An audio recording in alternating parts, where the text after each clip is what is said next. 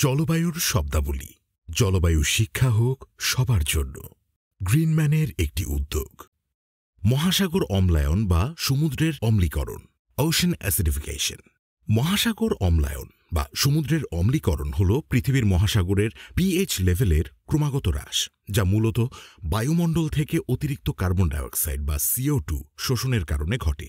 শিল্প বিপ্লবের আগে সমুদ্রের গড় পিএইচ ছিল ৮.২, তবে মানব কার্যকলাপের ফলে বর্তমানে এটি কমে ৮.১ হয়েছে। CO2 সমুদ্রে দ্রবীভূত হয়ে কার্বনিক অ্যাসিড H2CO3 তৈরি করে, যা পরে বাইকার্বনেট ও হাইড্রোজেন আয়নে বিভক্ত হয়। এতে পানিতে ক্যালসিয়াম কার্বনেটের পরিমাণ কমে যায়। এর ফলে সামুদ্রিক প্রাণীদের খোলস ও কঙ্কাল তৈরিতে সমস্যা তৈরি হয়, বিশেষ করে ঝিনুক, সামুদ্রিক প্রবাল, সামুদ্রিক অর্চিন এবং প্লাঙ্কটনদের জন্য। প্রবাল প্রাচীরের বৃদ্ধি ধীর হয়ে যায় এবং ব্লিচিং, ক্ষয় ও ঝড়ের ঝুঁকি বেড়ে যায়।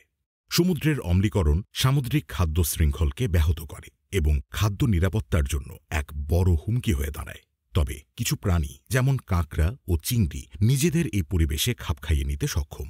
বিশ্বের বিভিন্ন অঞ্চলে যেমন প্রশান্ত মহাসাগরে ঝিনুকের মৃত্যু ও দক্ষিণ মহাসাগরে ট্যারোপড শেলের বিলুপ্তি সমুদ্রের অম্লীকরণের প্রভাবের উদাহরণ।